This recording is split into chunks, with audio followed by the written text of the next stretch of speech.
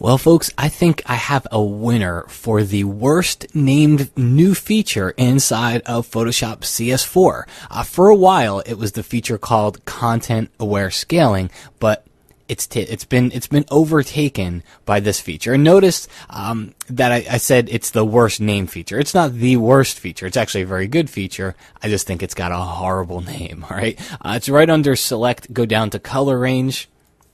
And when the dialog opens up, what color range helps us? Maybe I want to select this green background here, and I want to darken it because I'm going to want to put some text on there. It's a little bit bright right now.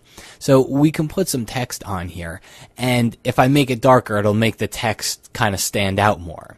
Well, what we're going to do is I'm just going to click on the background, and it's going to make a selection. You can see the preview here. Everything that's white will be selected. So if I hold down the Shift key, and this isn't new inside of CS4, this is actually been in Color Range for a while, because Color Range isn't new. Color Range has been with us for a while. I can hold down my Shift key, and I can click back here and select other points as well. And what we're doing is we're just expanding the range of the greens that we're selecting. Okay, but now we get to the new feature, which is up here at the top. It's called Localized Color Clusters.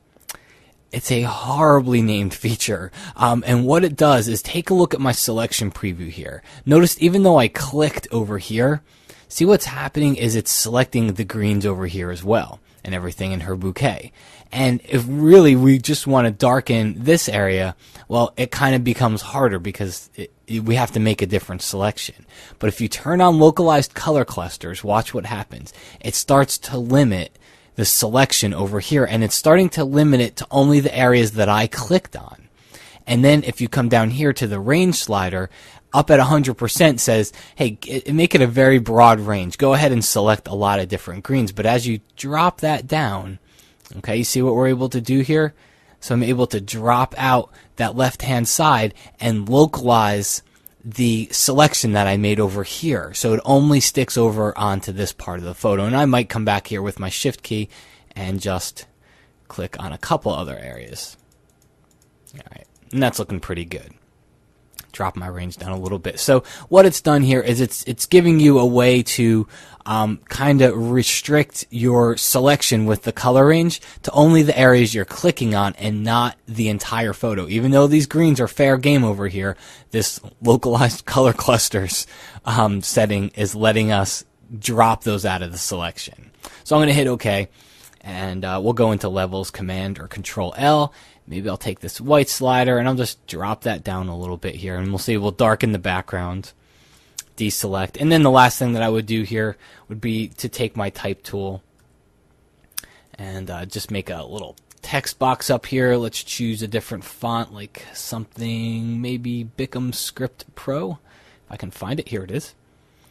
And just, May 18th, 2008. On this day, our two lives become one. Aw.